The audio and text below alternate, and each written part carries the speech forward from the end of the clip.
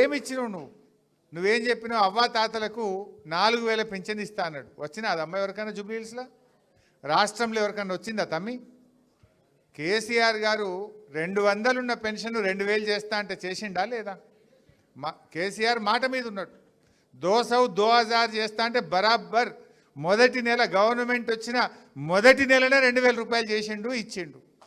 వీళ్ళు 24 నెలలే కదా గవర్నమెంట్ వచ్చి, 2 ఏళ్ళైనా 4000 అయితే పడ్డది లేదు.